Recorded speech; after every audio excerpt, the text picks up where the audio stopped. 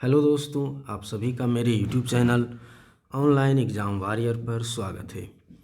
हम लोग पिछले वीडियोज़ में ईस्ट इंडिया कंपनी और बंगाल के नवाब का नोट्स हम लोग देख चुके थे और आज हम लोग इसके जो एमसीक्यू हैं उनको सॉल्व करेंगे।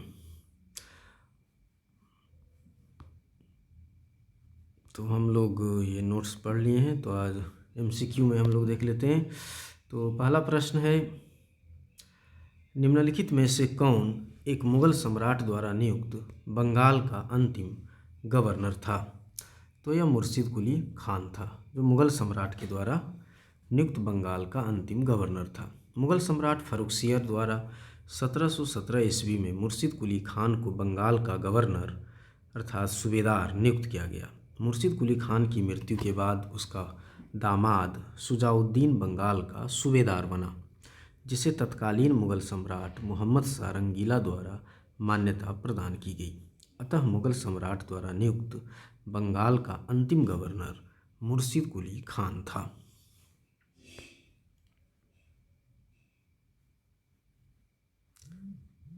नेक्स्ट है मुग़ल सेम प्रश्न है, निम्नलिखित में से कौन सा युद्ध था जिसने भारत में ब्रिटिश प्रभुत्व को प्रारंभ किया? तो वह था प्लासी का युद्ध। प्लासी के युद्ध से ही भारत में ब्रिटिश प्रभुत्व प्रारंभ हो जाती है। व्याख्या देख लेते हैं। भारत में ब्रिटिश प्रभुत्व का प्रारंभ प्लासी के युद्ध से हुआ। प्लासी का युद्ध 23 जून 1757 को रॉबर्ट क्लाइव के नेतृत्व में अंग्रेज़ों ने बंगाल के नवाब सिराजुद्दौला को पराजित किया था। नवाब की सेना 3 राजद्रोहियों जो अंग्रेज़ों से मिले हुए थे, मीर जाफ़र, यार लतीफ़ और राय दुर्लभ की सेना नायकत्व में थी। तो ये तीनों लोग जो थे वो अंग्रेज़ों से मिले हुए थे और सिराजुद्दौला के साथ ये धोखा करते हैं प्लासी के युद्ध में। नवाब की एक अग्रगामी टुकड़ी के नेता मीर मदन तथा मोहनलाल थे, जो प्लासी के युद्ध में सिराजुद्दौला की तरफ से लड़ते हैं। सहसा एक गोली से रणभूमि में ही मीर मदन मारा गया। नवाब सिराजुद्दौला द्वारा अपने प्रमुख अधिकारियों से मंत्रणा के दौरान मीर जाफ़र ने उसे पीछे हटने को कहा तथा यह भी कहा कि नवाब को सेना का नेतृत्व सेनाध्यक्षों के हाथों में छोड़ युद्ध क्षेत्र से चले जाना चाहिए। सिराजुद्दौला वापस मुर्शिदाबाद लौट गया। यही उसकी हार का कारण बना, क्योंकि ये सेनाध्यक्ष जो थे मीर जाफ़र पहले से ही मिले हुए थे। प्लासी के युद्ध ने अंग्रेज़ों को तात्कालिक सैनिक एवं वाणिज्यिक लाभ प्रदान किए। प्लासी के युद्ध ने कृषि उत्पादन और दस्तकारियों के क्षेत्र में अग्रणी 3 राज्यों बिहार, बंगाल और उड़ीसा में राजनीतिक प्रभुत्व स्थापित करने के लिए पृष्ठभूमि तैयार कर दी। प्लासी के युद्ध ने वस्तुतः भारत में ब्रिटिश साम्राज्य की नींव डाली तथा इसे भारत में ब्रिटिश ईस्ट इंडिया कंपनी की पहली निर्णायक सफलता माना जाता है, जबकि सर्वाधिक निर्णायक युद्ध बक्सर का युद्ध था, जो 1764 ईस्वी में लड़ा गया, जिसने भारत में वास्तविक रूप से ब्रिटिश प्रभुसत्ता स्थापित की। नेक्स्ट है, इंग्लैंड की ईस्ट इंडिया कंपनी की भारत में प्रथम निर्णायक सैन्य सफलता मानी जाती है। तो यह प्लासी का युद्ध, और वास्तविक रहेगा तब बक्सर का युद्ध हो जाएगा। नेक्स्ट है, प्लासी का युद्ध कब लड़ा गया था? तो ये 23 जून 1757 को हुआ था। सिराजुद्दौला लॉर्ड क्लाइव द्वारा परास्त हुआ था। किस युद्ध में? तो यह प्लासी का युद्ध था। भारतवर्ष में ब्रिटिश साम्राज्य का संस्थापक कौन था? तो ये रॉबर्ट क्लाइव को ही माना जाता है। भारतवर्ष में ब्रिटिश साम्राज्य का संस्थापक लॉर्ड रॉबर्ट क्लाइव को माना जाता है, जिसने प्लासी के युद्ध में बंगाल के नवाब सिराजुद्दौला को पराजित कर पहली बार भारत में ब्रिटिश प्रभुत्व की नींव रखी थी। नेक्स्ट, निम्नलिखित में से किसे स्वर्ग से उत्पन्न सेनानायक कहा गया? तो यह रॉबर्ट क्लाइव को ही कहा गया था, है ना। और ये किसने कहा था? तो विलियम पीट ने कहा था। ये देख लेना है। प्लासी का युद्ध कहाँ है? तो ये पश्चिम बंगाल में है, मुर्शिदाबाद के पास, नदिया जिले में। प्लासी का युद्ध मैदान पश्चिम बंगाल राज्य के नदिया जिले में भगीरथी नदी के किनारे स्थित है। नेक्स्ट है, किसने अपनी राजधानी मुर्शिदाबाद से मुंगेर स्थानांतरित की थी? यह मीर कासिम था। मीर कासिम अपनी राजधानी मुर्शिदाबाद से मुंगेर ले गया, है ना। ऐसा उसने अंग्रेज़ों के हस्तक्षेप से बचने के लिए किया था। संभवतः वह मुर्शिदाबाद के षड्यंत्रमय वातावरण तथा कलकत्ता से दूर रहना चाहता था, ताकि अंग्रेज़ों का हस्तक्षेप अधिक न हो और वह अपना शासन ठीक ढंग से कर सके। सबसे अधिक निर्णायक युद्ध जिसने अंग्रेज़ों के भारत में प्रभुत्व को संस्थापित किया हुआ था बक्सर का युद्ध। 22 अक्टूबर 1764 को, है ना, यह बक्सर का युद्ध हुआ था। 22 अक्टूबर 1764 को अंग्रेज़ों ने मीर कासिम, अवध के नवाब शुजाउद्दौला तथा दिल्ली के मुगल सम्राट शाह आलम द्वितीय की सम्मिलित सेना को बक्सर के युद्ध में परास्त किया। इस युद्ध में अंग्रेज़ों की कमान जो थी वो मेजर हेक्टर मुनरो के हाथों में थी। बक्सर युद्ध के परिणाम ने प्लासी के निर्णयों पर मुहर लगा दी और अब भारत में अब अंग्रेज़ों को चुनौती देने वाला कोई दूसरा नहीं था। इलाहाबाद तक का प्रदेश अंग्रेज़ों के अधिकार में आ गया तथा दिल्ली विजय का मार्ग खुल गया। बक्सर का युद्ध भारतीय इतिहास में निर्णायक सिद्ध हुआ। P.E. रॉबर्ट्स ने बक्सर के युद्ध के बारे में कहा है कि प्लासी की अपेक्षा बक्सर को भारत में अंग्रेजी प्रभुता की जन्मभूमि मानना कहीं अधिक उपयुक्त है।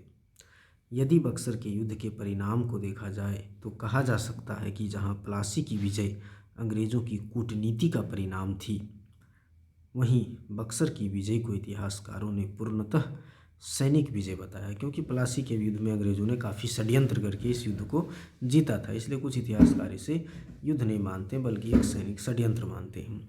लेकिन बक्सर की विजय को इतिहासकार पूर्णतः सैनिक विजय बताते हैं। प्लासी के युद्ध ने अंग्रेज़ों की प्रभुता बंगाल में स्थापित की, परंतु बक्सर के युद्ध ने कंपनी को एक अखिल भारतीय शक्ति का रूप दे दिया, क्योंकि इस युद्ध में उसने मुगल सम्राट को भी पराजित कर दिया था। नेक्स्ट, अंग्रेजी ईस्ट इंडिया कंपनी द्वारा लड़े गए निम्नलिखित युद्धों में से कौन सा सर्वाधिक निर्णायक था? तो यह था बक्सर की लड़ाई। निम्नलिखित में से कौन सा युद्ध भारत में अंग्रेज़ों के आधिपत्य की स्थापना की दृष्टि से सबसे महत्वपूर्ण समझा जाता है? यह बक्सर के युद्ध के समय दिल्ली का शासक कौन था? तो यह था शाह आलम द्वितीय। बक्सर की लड़ाई के समय बंगाल का नवाब कौन था? मीर कासिम था, मीर जाफ़र था। मीर कासिम तो भाग जाता है। बक्सर युद्ध के समय बंगाल का नवाब मीर जाफ़र था, क्योंकि मीर कासिम को जो है हटा दिया जाता है। निम्नलिखित में से जिस एक शासक ने ईस्ट इंडिया कंपनी को दीवानी प्रदान की वह था शाह आलम द्वितीय, जो मुगल सम्राट था। और यह प्रदान किया जाता है 16 अगस्त 1765 की इलाहाबाद की द्वितीय संधि के तहत। इलाहाबाद की दूसरी संधि जो 16 अगस्त 1765 को हुआ था के अनुसार शाह आलम को अंग्रेजी संरक्षण में ले लिया गया तथा उसे इलाहाबाद में रखा गया। और इलाहाबाद तथा कड़ा के जो क्षेत्र नवाब ने छोड़ दिए थे, किस नवाब ने? तो शुजाउद्दौला ने, क्योंकि शुजाउद्दौला के ही अधिकार में था इलाहाबाद और कड़ा का क्षेत्र। तो शुजाउद्दौला से इलाहाबाद और कड़ा के क्षेत्र को लेकर शाह आलम को दे दिया गया। 12 अगस्त 1765 के अपने फरमान द्वारा मुगल बादशाह शाह आलम द्वितीय ने, जो इलाहाबाद की प्रथम संधि भी मानी जाती है, 12 अगस्त 1765 के अपने फरमान द्वारा मुगल बादशाह शाह आलम द्वितीय ने कंपनी को बंगाल, बिहार तथा उड़ीसा की दीवानी अस्थायी रूप से दे दी। इस समय Robert Clive east India company का बंगाल का गवर्नर था। शाह आलम द्वितीय का संपूर्ण जीवन आपदाओं से ग्रस्त रहा। उसे 1788 ईस्वी में अंधा कर दिया गया। शाह आलम द्वितीय के समय में 1803 ईस्वी में दिल्ली पर अंग्रेज़ों का अधिकार हो गया। शाह आलम द्वितीय तथा उसके दो उत्तराधिकारी अकबर द्वितीय, जो 1806 से 37 ईस्वी तक मुगल सम्राट रहता है, और बहादुर शाह द्वितीय, जो अंतिम मुगल सम्राट था 1837 से 57 तक, ईस्ट इंडिया कंपनी के पेंशन भोगी मात्र बनकर रहे। तो शाह आलम द्वितीय तथा उसके दोनों उत्तराधिकारी अकबर द्वितीय और बहादुर शाह द्वितीय, ये दोनों ईस्ट इंडिया, यानी ये सब जो है तीनों ईस्ट इंडिया कंपनी के पेंशन भोगी मात्र बनकर रह जाते हैं। नेक्स्ट है 1765 ईस्वी में ईस्ट इंडिया कंपनी को बंगाल की दीवानी किसने प्रदान की? तो हम लोग देख चुके हैं, मुगल सम्राट ने। किस गवर्नर के कार्यकाल में ईस्ट इंडिया कंपनी को शहंशाह शाह आलम द्वारा बंगाल, बिहार तथा उड़ीसा में दीवानी अधिकार दिया गया? यह क्लाइव था, जो 12 अगस्त 1765 की इलाहाबाद की संधि के तहत दिया जाता है। सम्राट शाह आलम द्वितीय ने ईस्ट इंडिया कंपनी को बंगाल, बिहार, उड़ीसा की दीवानी 12 अगस्त 1765 को प्रदान किया। इलाहाबाद की संधि के बाद रॉबर्ट क्लाइव ने मुर्शिदाबाद का उप दीवान किसे बनाया था? तो मोहम्मद रजा खान को, मोहम्मद रजा खान को मुर्शिदाबाद का उप दीवान बनाया गया। और सिताब राय जो बने वो बिहार के बने। इलाहाबाद की दूसरी संधि जो 16 अगस्त 1765 को हुआ था के अनुसार भगोड़े सम्राट शाह आलम को अंग्रेजी संरक्षण में ले लिया गया तथा उसे इलाहाबाद में रखा गया। शाह आलम ने उपयुक्त संधि के प्रावधान द्वारा कंपनी को बंगाल, बिहार तथा उड़ीसा की दीवानी अस्थायी रूप से दे दी। दीवानी अर्थात जो है कर वसूल करने का अधिकार, राजस्व वसूलने का अधिकार मिल गया उसको। नजमुद्दौला को बंगाल का नवाब स्वीकार किया गया, जिसके बदले नवाब द्वारा सम्राट को 26 लाख रुपये वार्षिक अदा करना था। तो नजमुद्दौला को बंगाल का नवाब स्वीकार कर लिया जाता है नहीं बक्सर युद्ध के बाद, जिसके बदले नवाब द्वारा सम्राट को, किस सम्राट को? तो मुगल सम्राट शाह आलम द्वितीय को 26 लाख रुपये वार्षिक अदा करना था। इस समय कंपनी सीधे कर संग्रह करने का भार न तो लेना चाहती थी और न ही उसके पास ऐसी क्षमता थी, इतने उसके पास कर्मचारी भी नहीं थे कि वो इन कार्यों को कर सके। इसलिए कंपनी ने दीवानी कार्य के लिए 2 उप दीवान, बंगाल के लिए मोहम्मद रजा खान को और बिहार के लिए राजा सिताब राय की नियुक्ति की। मोहम्मद रजा खान उप नाजीम के रूप में भी काम करते थे। इस प्रकार समस्त दीवानी तथा निजामत का कार्य भारतीयों द्वारा ही चलता था, यद्यपि अधिकार कंपनी के हाथों में था। 1765 ईस्वी में दीवानी प्रदान किए जाने के बाद ब्रिटिश सबसे पहले निम्नलिखित में से किस पर्वतीय जनजाति के संपर्क में आए? तो यह थी खासी जनजाति, जो मेघालय की है। बंगाल की दीवानी प्राप्त करने के पश्चात ब्रिटिश 1765 ईस्वी में सिलहट आए थे। खासी जनजाति के लोग चावल, नमक एवं सूखी मछलियों के बदले रेशम, सूती सामान, लोहा, मोम, मधु एवं सींग का व्यापार करने हेतु सिलहट की सीमा पर पंडुआ में आते थे। खासी पर्वतों में पाए जाने वाले चूना पत्थर का उपयोग तब बंगाल में चूना पत्थर की मांग की पूर्ति के लिए किया जाता था। अर्थात खासी पर्वत में जो चूना पत्थर पाया जाता था, है ना, उसका उपयोग बंगाल में चूने पत्थर की मांग की पूर्ति के लिए किया जाता था। कुछ समय पश्चात ईस्ट इंडिया कंपनी के ब्रिटिश अधिकारी चूना पत्थर का व्यापार करने लगे, जिससे वे खासी जनजाति के संपर्क में आए। अवध सल्तनत के हिंदू नायब वजीर के संदर्भ में निम्नलिखित कथनों में से कौन सा कथन सही है? तो अवध सल्तनत के ये हिंदू नायब वजीर थे राजा टिकैत राय। राजा टिकैत राय नवाब अस्फुदौला के अर्थमंत्री थे, पहले कथन ये है। दूसरा है कि अवध के नवाबों के राज्य में सामान्यतया कतिपय हिंदू जातियों के लोगों को उच्च स्थान प्राप्त था। तो ये दोनों कथन सही है कि राजा टिकैत राय नवाब अस्फुदौला के अर्थमंत्री थे, नवाब जो अवध के नवाब थे, और अवध के नवाबों के राज्य में सामान्यतः कतिपय हिंदू जातियों के लोगों को उच्च स्थान प्राप्त था। राजा टिकैत राय नवाब अस्फुदौला के दीवान या अर्थमंत्री थे। दूसरा कि अवध के नवाबों के राज्य में हिंदू अधिकारियों को भी उच्च पदों पर नियुक्ति की गई। उदाहरणतः अस्फुदौला के दीवान राजा टिकैत राय एवं राजा झाऊलाल एवं नवाब सफदरजंग के प्रधानमंत्री एवं सेनानायक राजा नवल राय आदि इन्हीं जातियों के प्रतिनिधि थे। यानी ये सब जो है हिंदू जाति से ही संबंध रखते थे। कौन? तो अस्फुदौला के दीवान राजा टिकैत राय और राजा झाऊलाल, वहीं फिर नवाब सफदरजंग के प्रधानमंत्री और सेनानायक राजा नवल राय। 18वें शतक में भारत में लड़े गए युद्धों का निम्नलिखित में से सही कालानुक्रम कौन सा है? तो इसमें आंसर हो जाएगा पहला अंबर युद्ध, अंबर युद्ध के बाद प्लासी का युद्ध, फिर वांडीवास युद्ध और अंत में बक्सर युद्ध 1764 में। तो देख लेते हैं अंबर युद्ध कब हुआ था। अंबर युद्ध जो है अगस्त 1749 ईस्वी में हुआ था, है ना। यह युद्ध किसके किसके बीच हुआ था, तो मुजफ्फर जंग, चंदा साहब या चांद साहब तथा फ्रांसीसियों की संयुक्त सेनाओं ने वेल्लूर के समीप अंबर या अंबूर नामक स्थान पर कर्नाटक के नवाब अनवरुद्दीन को पराजित कर उसकी हत्या कर दी। मुजफ्फर जंग दक्कन का सूबेदार बन गया इस अंबर युद्ध के बाद। इस उपलक्ष्य में उसने अपने हितकारी डुप्ले को कृष्णा नदी के दक्षिणी भाग के मुगल प्रदेशों का गवर्नर नियुक्त कर दिया तथा उत्तरी सरकार के कुछ जिले भी फ्रांसीसियों को दे दिए।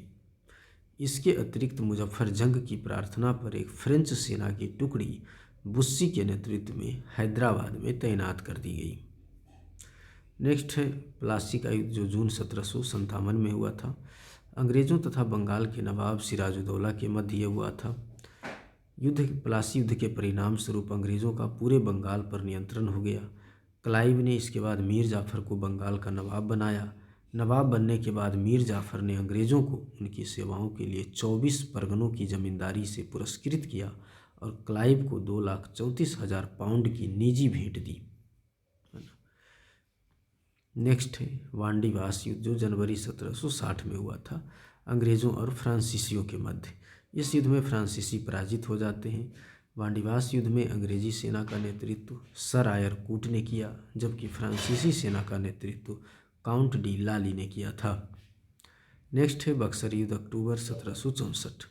यह युद्ध जो है मीर कासिम, अवध के नवाब शुजाउद्दौला एवं मुगल सम्राट शाह आलम द्वितीय की संयुक्त सेना तथा अंग्रेज़ों के मध्य लड़ा गया। इस युद्ध में अंग्रेज़ विजयी रहे और ये तीनों जो है पराजित हो जाते हैं। इस युद्ध में अंग्रेजी सेना का नेतृत्व हेक्टर मुनरो ने किया था और इस बक्सर के युद्ध ने प्लासी के निर्णयों पर भी मुहर लगा दी। नेक्स्ट है उस फ्रांसीसी सेनापति का नाम बताइए जो 1760 के बांडीवास के युद्ध में पराजित हुआ था, तो वह था काउंट लाली। बांडीवास का युद्ध अभी हम लोग देख चुके हैं जिसमें ब्रिटिश ने फ्रेंच को हराया। 1760 का प्रसिद्ध बांडीवास का युद्ध ये भी हम लोग अभी देख चुके हैं, है ना। फ्रांसीसियों के खिलाफ लड़ा गया था जो अंग्रेज इसमें जीत जाते हैं। निम्नलिखित में से कौन सा युग में जो है सुमेलित है। प्रथम ये गलत है, बक्सर का युद्ध जो है वो मीर कासिम के विरुद्ध लड़ा गया था। बांडीवास का युद्ध ये सही है, फ्रांसीसी विरुद्ध ईस्ट इंडिया कंपनी, है ना, इन दोनों के बीच हुआ था बांडीवास का युद्ध। चिलियांवाला का युद्ध यह सिखों के खिलाफ लड़ा गया था डलहौजी के द्वारा, है ना, तो ये गलत है। नेक्स्ट व्याख्या देख लेते हैं हम लोग। बक्सर का युद्ध 22 अक्टूबर 1764 को अवध के नवाब शुजाउद्दौला, मुगल सम्राट शाह आलम द्वितीय तथा मीर कासिम की संयुक्त सेनाओं और अंग्रेज़ों के मध्य हुआ था। वहीं बांडीवास का युद्ध 22 जनवरी 1760 को अंग्रेज़ों तथा फ्रांसीसियों के मध्य हुआ और इस युद्ध में फ्रांसीसी पराजित हुए। यह पराजय बांडीवास के युद्ध में फ्रांसीसियों की पराजय भारत में उनके पतन की शुरुआत थी। चिलियांवाला का युद्ध जो है 13 जनवरी 1849 को लड़ा गया। इस युद्ध में चिलियांवाला के युद्ध में अंग्रेजी सेना का नेतृत्व लॉर्ड गफ ने किया तथा सिख सेना शेर सिंह के नेतृत्व में लड़ी। चिलियांवाला का युद्ध भी अनिर्णित समाप्त हुआ। इस युद्ध के समय भारत का गवर्नर जनरल डलहौजी था। खुर्दा का युद्ध 1795 ईस्वी में हैदराबाद के निजाम के विरुद्ध मराठों द्वारा लड़ा गया जिसमें निजाम की हार हुई। नेक्स्ट, किसने भारत में अंग्रेज़ों का सर्वाधिक विरोध किया था इनमें से, तो मराठों ने सबसे अधिक विरोध किया। भारत में अंग्रेज़ों का सर्वाधिक विरोध मराठों द्वारा किया गया था। 3 आंग्ल मराठा युद्ध के बाद ही मराठा शक्ति को दबाया जा सका। यानी ये 3 आंग्ल युद्ध मराठों के साथ अंग्रेज़ों के लड़े गए। मुगल साम्राज्य के खंडहरों पर मराठों ने अपने साम्राज्य की आधारशिला रखी। उन्हीं परिस्थितियों में अंग्रेज़ों ने भी लाभ उठाया। प्रथम आंग्ल मराठा युद्ध में अंग्रेज़ों को मुँह की खानी पड़ी। सालवाई की संधि से प्रथम युद्ध बंद हुआ जो 1782 में हुआ था। सालवाई की संधि वेलेज़ली ने 1802 ईस्वी में अपनी सहायक संधि के जाल में पेशवा को बांध लिया। फिर 1818 ईस्वी में लॉर्ड हेस्टिंग्स ने, है ना, 1818 ईस्वी में लॉर्ड हेस्टिंग्स ने मराठों की रही सही शक्ति को समाप्त कर ब्रिटिश सर्वोच्चता की स्थापना की और इस तरह से मराठा शक्ति का जो है पतन हो जाता है। ये तृतीय आंग्ल मराठा युद्ध में जो 1818 ईस्वी में लड़ा गया था। इस तरह से दोस्तों हम लोगों ने इस ईस्ट इंडिया कंपनी और बंगाल के नवाब का जो वस्तुनिष्ठ प्रश्न था उसे हमने देखा। अब अगले भाग में हम लोग क्षेत्रीय राज पंजाब एवं मैसूर को देखेंगे और इसी के साथ हम वीडियो समाप्त करते हैं। अगर यह वीडियो आपको अच्छा लगा तो शेयर, लाइक, सब्सक्राइब कर सकते हैं और अगले वीडियो की जानकारी के लिए आप नोटिफिकेशन को भी ऑन रख सकते हैं। धन्यवाद, मिलते हैं अगले वीडियो में।